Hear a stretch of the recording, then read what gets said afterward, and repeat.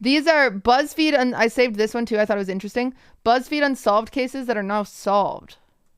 Significantly solved, and we're going to begin by looking at Forest Fenn's treasure, which finally came to a full conclusion back in June 2020. Ryan and Shane investigated the mystery 2 years prior in September 2018.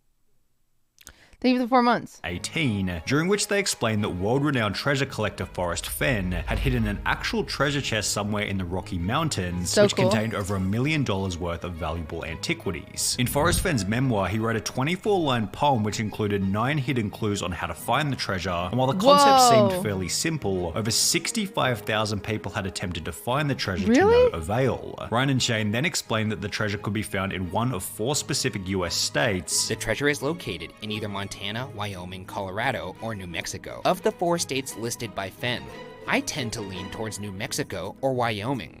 Wyoming because a majority of Yellowstone National Park resides within that state, and Yellowstone was a place where Fenn spent his formative years camping with his father. And although Wyoming seemed like... Dude, that his BuzzFeed Unsolved's voice is so good. Camping with his father. Like the most likely location for the treasure, the boys eventually settled on looking in New Mexico, flying to the state with over a month's worth of research under their belt. Ryan and Shane looked at 3 different locations in New Mexico, put up with bad weather and rough terrain, and at one point even thought that they had found the treasure. That right there. Look, there's a box. What do you mean there's a box? Right there, look. Is that a box or just a very square rock? That is a very, very square rock. However, the trip ultimately ended with the boys leaving empty-handed. I think we may just have to come to terms with the fact that we're not going home with treasure. And the location of Forest Fenn's treasure remained a mystery. That would be until approximately 2 years later on the 6th of June 2020, when the following post was made to Forest Fenn's personal blog. It was under a canopy of stars in the lush forested vegetation of the Rocky Mountains, and had not moved from the spot where I hid it more than 10 years ago. I do not know the person who found it, but the poem in my book led him to the precise spot. I congratulate the thousands of people who participated in the search and hope they will continue to be drawn by the promise of other discoveries. That's so cool. That's so the fun. search is over. Look for more information and photos in the coming days. Forest. As promised, this photo showed up on the blog in the days that followed. Before these 2 were also posted, confirming that the treasure had in fact been found. 1 month later, it was revealed that the treasure was found in Wyoming, which was one of the 2 states highlighted in the Buzzfeed Unsolved episode, although not the state that the boys eventually went to. 6 months later, in December 2020, the person who had found the treasure finally revealed himself as 32-year-old medical student Jack Stoof, who coincidentally used to be one of BuzzFeed's writers. Whoa, that's interesting. Wait. Jack had found out about the case in 2018, the same year that Ryan and Shane investigated it, and stated that he thought about it for at least a couple hours a day every day since he learned about it, also adding that he planned on selling the treasure to pay off his student loans. The treasure went up for auction on the 13th of December 2022, and after a whopping 1,643 bids, eventually sold for an impressive $1.3 million US. And while it took over 10 years for someone to eventually find the treasure, this is nothing when compared to the boy in the box, who was recently identified after 65 years of mystery. Whoa, what? Ryan and Shane covered the boy in the box back in August 2017, with the major details being that in 1957, a box was found on the side of a road in Philadelphia, Pennsylvania, which contained the body of a boy between 4 and 6 years of age. The box had serial numbers on the outside, a blanket on the inside, and items of clothing scattered around it. However, despite having access to numerous pieces of evidence, authorities were unable to identify who the boy was. For this reason, the boy was buried with a gravestone reading America's Unknown Child, which accompanied a sign on the street where the boy was found reading, "This unknown child became known as the boy in the box. He has never been identified. His case remains open. He is now called America's Unknown Child." His body had been exhumed on 2 separate occasions in 1998 and 2019, with the goal of running his DNA through genealogy databases. The 1998 test was unsuccessful. However, by 2019, testing had become significantly more advanced. And while the victim's DNA was so degraded that it took 2.5 years of work to be able to extract enough data to perform the genealogy, on the 8th of December 2022, the boy in the box was identified as Joseph Augustus Zarelli. His DNA was uploaded to genetic databases, which led detectives to relatives on his mother's side. After no, none that I know of. Pouring through birth records, they were also able to identify his father. They also learned that Zarelli's mother had 3 other children. Police refused to speculate on who killed Zarelli, though they noted we have our suspicions, meaning that while this identification is extremely fresh at the time of making this video, it's possible that the case could be fully solved sometime in the near future. However, if we're on the topic of fresh identifications, man, Sonny moves on quick. He doesn't let us absorb anything. Then we have to talk about the Lady of the Dunes, who after 48 years of mystery was finally identified on the 31st of October 2022, just 38 days before the boy in the box. When Ryan and Shane looked into the Lady of the Dunes back in March 2020, they explained that she was found deceased on a beach in Provincetown, Massachusetts, yet because she'd been lying there for such a long period of time, the Lady of the Dunes had become unidentifiable. Despite using bloodhounds, studying missing persons bulletins, scouring the registers of local lodgings, and looking into anyone who had a permit to bring their vehicle into the area,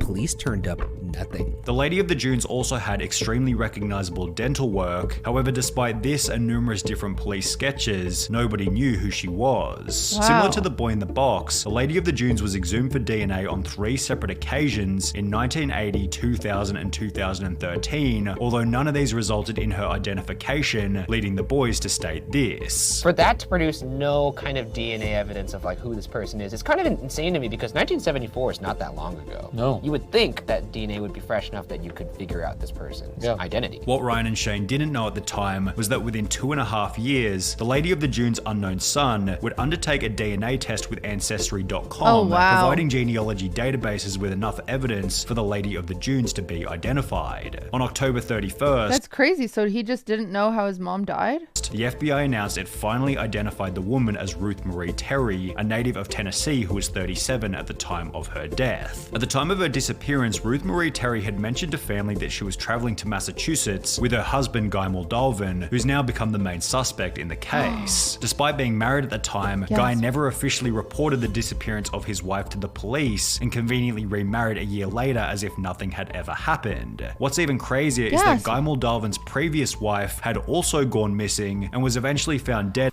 Gasp! Alongside his daughter inside a septic tank on Guy's Seattle home. He served only 2 years in prison before being released, which was followed by him marrying Ruth Marie Terry, who was then found in the dunes only 5 months later.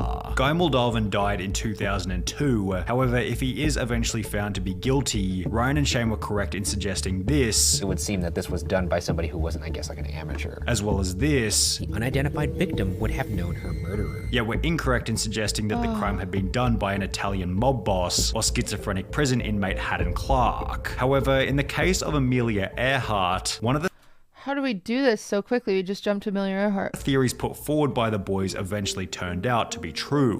Ryan and Shane explained that Amelia Coconut crabs. Earhart was trying to become the Insert J Schlatt. Coconut crabs.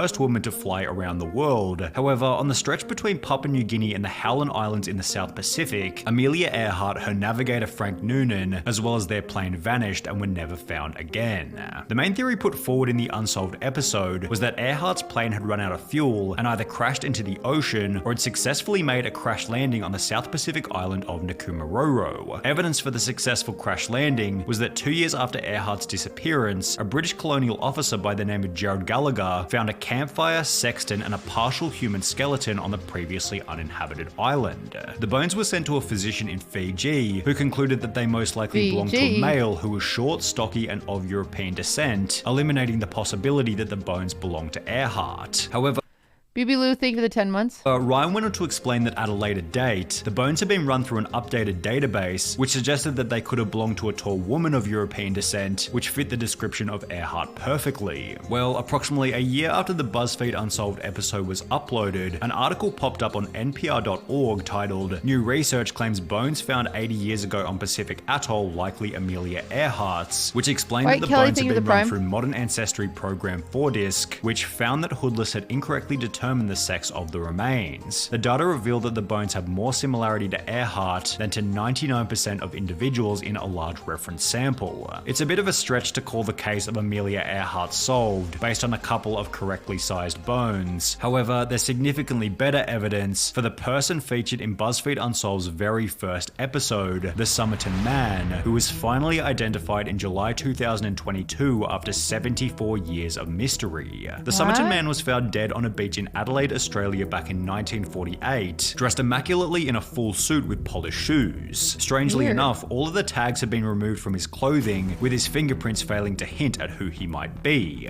The case became even weirder when a torn piece of paper was found sewn into his pants, with the Persian phrase "tamam shud" written on it, which translated to "it has ended," with the case reaching even deeper levels of weird when someone brought in the book from which the paper had been torn, explaining that he found the book in the back of his car, which was parked near Somerton Beach. When the This is a lot. This is a lot. I never saw this episode. boys revisited the case in season 6, they talked extensively about the University of Adelaide professor Derek Abbott, who was seemingly the most determined as well as the closest to figuring out who the Somerton Man was. Well, it would be only 2 years and 3 months after this Buzzfeed Unsolved episode that Derek Abbott would finally achieve a breakthrough using the Somerton Man's hair. We looked for people with no date of death on that tree. And there was one that stood out. By using the DNA of a distant cousin living in Melbourne, Derek Abbott was finally able to confirm that the Somerton Man went by the name of Charles Webb. It was at this point that we knew that Charles Webb was the Somerton Man, and we'd finally cracked it. It's not the Somerton Man story now. This is the Yeah, but they can't explain what happened? Charles Webb story. The theories put forward in the Buzzfeed Unsolved episodes, such as the Somerton Man was a Russian spy or a ballet dancer, were disproven after Derek Abbott revealed that Charles Webb simply grew up working in a bakery while playing football on the weekends. However, the other tragic detail revealed in the episode of Australian Story was that prior to being found on the beach, the Somerton Man was living an incredibly lonely life. He didn't have any friends. Not at all a happy person. Turns out that Charles loved to write poetry, and his favourite subject that he would write about was death. This story turns out that it's not some wild spy drama.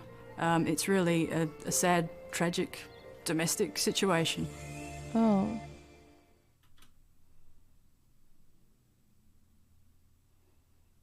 That was sad. Also, that was depressing.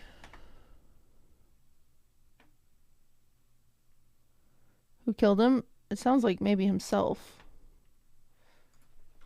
I don't know. Dude, I don't like that photo they showed of him at the beginning. That was weird. Was that a photo of him deceased? That feels very inappropriate. Am I crazy for thinking that?